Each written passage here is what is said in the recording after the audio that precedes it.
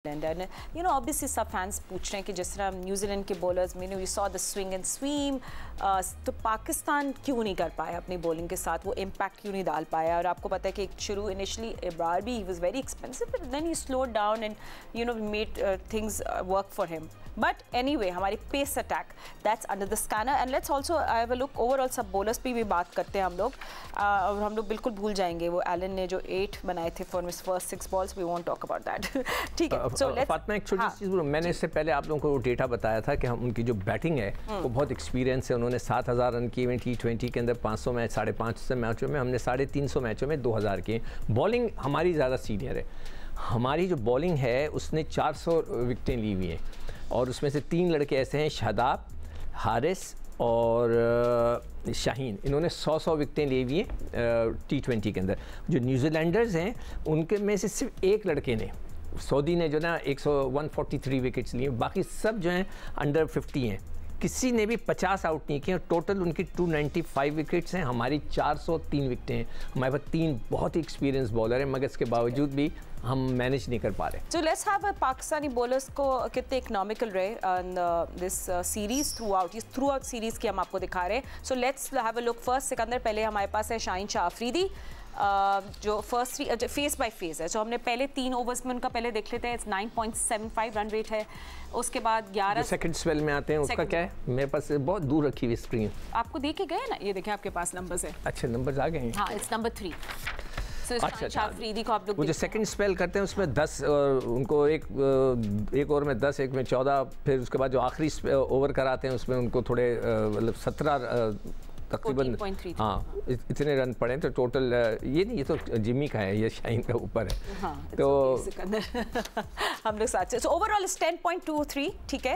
And then we have let's also talk about Haris Rauf, जो 4 to 6 overs में उनका run rate है 6.67, 7 to 10 ओवर्स में 8। देन लास्ट हम लोग अगर देख ले डेथ ओवर्स में तो 5, so is his overall economy rate is 6.91। And who else you want to see, you want to talk about Abrar Ahmed as well. देखो फातिमा, हमें नए बच्चों का जो है ना, जो कि पहली दफ़ा गए हैं, कि जैसे मोहम्मद अली है, जहांदाद है, और ये लड़के वो हैं, और इनको जो है उनका देखना इतना अच्छा नहीं लगता, इसलिए कि वो अभी बिल्कुल नए फ्रेश हैं।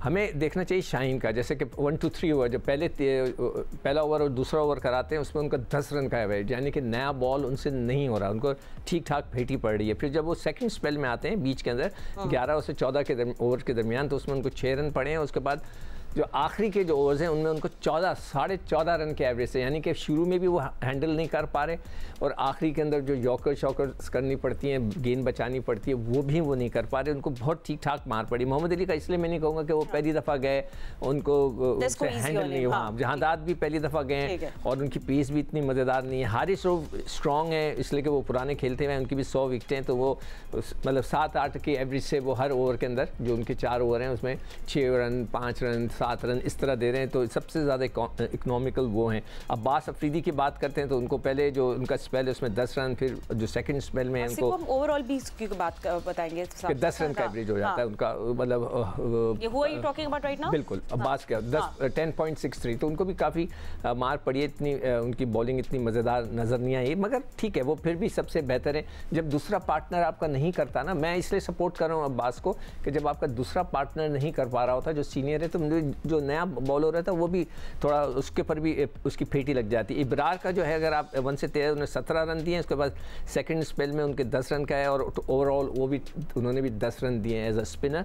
10.8 की उनकी जो है ओवरऑल उनकी इकोनॉमी है, जिसके से उनको शादाब जो हैं 12, 8, 7, तो उन्होंने 3 ही ओवर कराया, और उनकी उसमें भी उनके 10 रन के जो सबसे ज़्यादा जो डिसअपॉइंटमेंट हो रही है, शादाब वो हैं जिनके 100 से ज़्यादा विकटें हैं, शाहीन वो हैं जिनके 100 से ज़्यादा विकटें हैं, और हारिस रऊफ, जिसमें हारिस रऊफ सबसे ज़्यादा बेहतर बॉल करा रहे हैं, उनके मतलब एक्सपीरियंस का फ़ायदा उठा रहे हैं। बाकी जो नए बच्चे हैं, मैं उनका इसलिए नहीं बोलना चाहता, बिल्कुल वो नए टूर है, उनका पहली दफ़ा है। क्योंकि while we are at it, can we also talk about because मैं अहमद के साथ अब चेस की बात करूँगी, बट न्यूजीलैंड की भी बात कर लेते हैं, क्योंकि न्यूजीलैंड के फास्ट बॉलर से भी पाकिस्तान को सिर्फ लास्ट मैच की बात करें, क्रश किया पाकिस्तान को इन दी स्विंगिंग कंडीशंस एंड 115 रन का उन्हें जो जीत है उनकी आई है, तो उस पर हम लोग थोड़ा बात कर लेते हैं कि how were New Zealand bowlers, because ऐसे लग रहा था दोनों अलग अलग पिचेस पे खेल रही है and you know conditions look different even though they want. तो अब न्यूजीलैंड के बॉलर्स पे भी सिकंदर बात कर ले, let's talk about the most successful one जिसमें जेकब डफी हैं, उनकी भी हम लोग बात कर रहे थे। कितने इकोनॉमिकल वो रहे, जेसन है ना, जेसन बॉलर जो हैं ये तिखे हैं काफ़ी, उनका पेस है उसके हिसाब से उनके ओवरऑल पे देख लेते हैं। ओवरऑल 7.75 उनका है, डफी का 6 पॉइंट है। जो उनके सबसे महंगे हैं वो बेन सेयर्स हैं जिनको 10 रन का पड़ा है। बाकी जो नया लड़का जो फोल्स खेला है वो उसके 6.8 है नीशन के, और सोदी का जो थोड़ा 8 का है, हमारे स्पिनर का 10 का है, उनका 8 का है एवरेज, और ब्रेसवेल का 9 है। तो मतलब स्पिनर्स को थोड़ी पिटाई हुई है T20 के अंदर। Jamieson that you were talking about, just correction there, okay Jamieson, हां ठीक है, तो उनके साथ ये है। चले सही है, ठीक है, चले ये हो गया। अच्छा Ahmed, now let's talk about the chase as well. You know सब पूछ रहे थे कि यार थोड़ी कंडीशंस आपको डिफरेंट लगी, पाकिस्तान ड्यू का एडवांटेज क्यों नहीं उठा सका, why was Abdul Samad batting at number 7, where should he bat, ये सब सवाल अब चेज पे भी बात कर लेते हैं। जी पाकिस्तान की बॉलिंग की एबिलिटी जो पाकिस्तान के बॉलर्स के पास करंटली मौजूद है, उनकी और न्यूजीलैंड की बॉलिंग की एबिलिटी जो है दोनों में फर्क है। आप देख लीजिए कि दोनों सेम पिच पे खेले हैं और उनकी बॉलिंग के अंदर जो वेनम उसी पिच में नजर आया वो पाकिस्तान की बॉलिंग में बिल्कुल मतलब पास भी नजर नहीं आया। हम ये समझ सकते हैं कि आखिरी पिच के अंदर जहाँ ये खेल रहे थे, आखिरी मैच हुआ, पाकिस्तान ने एक छोटी सी गलती जरूर की कि जहाँ पे टॉस जीत के पहले बैटिंग करनी चाहिए थी वहां पे बॉलिंग की। मुझे ये भी पता है कि जो लाइट्स हैं वो पहली बैटिंग के अंदर भी ऑन थी, लेकिन साथ साथ हमें ये भी जरूर पता है कि इतना कोई डिफरेंस नहीं पड़ जाता है, थोड़ा बहुत डिफरेंस जरूर पड़ जाता है। और उसी पिच के ऊपर जब न्यूजीलैंडर्स ने आपको बॉलिंग की, आप देख लीजिए कि आपके बल्लेबाज उछल के आउट हुए, कोनियों पे लग के बॉल विकेटों में गई, और वहीं जब आप बॉलिंग कर रहे थे तो आपको सामने छिक्के पड़ रहे थे, इधर छिक्के पड़ रहे थे, कवर के ऊपर छिक्के पड़ रहे थे। ये सारी चीजें यहाँ से तो पता लग गया ना कि आपका कैलिबर, बॉलिंग का आपका कैलिबर और न्यूजीलैंड का कैलिबर दोनों आप कहाँ खड़े हैं, जमीन और आसमान का फर्क नजर आया। फिर उसके बाद दूसरा फर्क ये नजर आया कि जहाँ पे जो टीमें मैच जीतती हैं वहां पे फास्ट बॉलिंग ज्यादा इस्तेमाल और यूटिलाइज होती है, और आपने देखा कि न्यूजीलैंडर्स ने फास्ट बॉलिंग का इस्तेमाल करके पाकिस्तान के बल्लेबाजों को अंडर प्रेशर किया और आउट किया। वहां पे पाकिस्तान ने दूसरा ही ओवर खुशदिल शाह से करा दिया, चौथा पांचवा ओवर जो है ना सर्कल के अंदर बरार से करा दिया।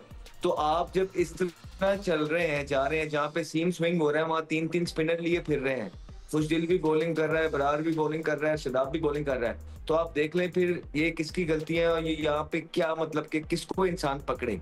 फिर उसके बाद आपने जब आप जेन्युइन बैटर लेके गए हुए हैं, आप अब्दुल समद की बात कर रही हैं, तो आपका क्या कोई सिनेरियो बन सकता है कि आप सिवाय इस चीज के कि आप कोशिश कर रहे हैं कि किसी ना किसी तरीके से आप शादाब की सिलेक्शन को जस्टिफाई कर सके, सिवाय इस चीज के कोई और नहीं, या तो होना कि वो समद से बड़ा कोई हिटर हो, या तो होना समद की फॉर्म नहीं है तो आप शादाब को ऊपर भेज रहे हैं। कोई टेक्टिकल डिसीजन उस टाइम पे बनता नहीं था जब इन्होंने उसको शादाब को ऊपर भेजा।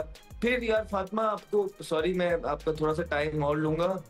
देखें, मैं समझता हूँ इस बात को कि आपने पाकिस्तान सुपर लीग चलानी है और आपके कुछ हाथ प्लेयर्स जो हैं वो उनका फेस है, आपको उनकी तरफ से, फ्रेंचाइज की तरफ से बहुत प्रेशर होता है कि आप इन प्लेयर्स को कहीं ना कहीं ओब्लाइज और सेट करने की कोशिश करें, लेकिन अब वो परफॉर्मेंसेस भी नहीं रही है कि जहां आप इन लोगों को सिर्फ जो है ना सेट भी कर सकें। अब बहुत ऊपर निकल गई भी है। अब फ्रेंचाइजीज को भी चाहिए कि जिन प्लेयर्स को पिछले 6-6, 7-7 साल से वो अपना फ्रेंचाइजी का फेस बना के लेके चल रहे हैं और उनकी परफॉर्मेंसेस बिलो पार है, हो सकता है अगले आने वाले महीने के अंदर या 20 दिन के अंदर उनमें से 4-6 प्लेयर्स ऑलरेडी जो है हिस्सा भी ना हो आपकी प्लेइंग 11 का या प्लेइंग टीम का पाकिस्तान का। Now it's high time for them as well कि वो अपने फेसेस बदलें, वो दूसरे फेसेस को डेवलप करें, बिकॉज इन्हीं प्लेयर्स के लिए बार बार पाकिस्तान क्रिकेट बोर्ड को प्रेशराइज करना is not good for the country. यही मेरा एक मैसेज फ्रेंचाइजीज ऑनर को भी है और यही सिलेक्शन कमेटी और पीसीबी को भी ये बताना चाहता हूँ कि जब ये आपके ऊपर इन प्लेयर्स का प्रेशर डाल रहे हैं, काइंडली इनको आप सीधा सीधा जवाब देना स्टार्ट कर दीजिए कि अपने फेसेस को बदल लीजिए, बिकॉज इनकी परफॉर्मेंसेस टीम में रखने लायक भी नहीं रहे। बिल्कुल। और आपको इसमें मैं कुछ कहना चाह रहा हूं। लॉस्ट 8 विकेट्स, जी सिक्कू जरूर मैं आपको चांस दूंगी, लॉस्ट 8 विकेट्स फॉर 56 रन्स। और काश मैं आप लोगों को दिखा सकती है, सिकंदर आपने भी देखा होगा किस तरह शादाब भी कल आउट हुए थे, इन स्विंगर थी।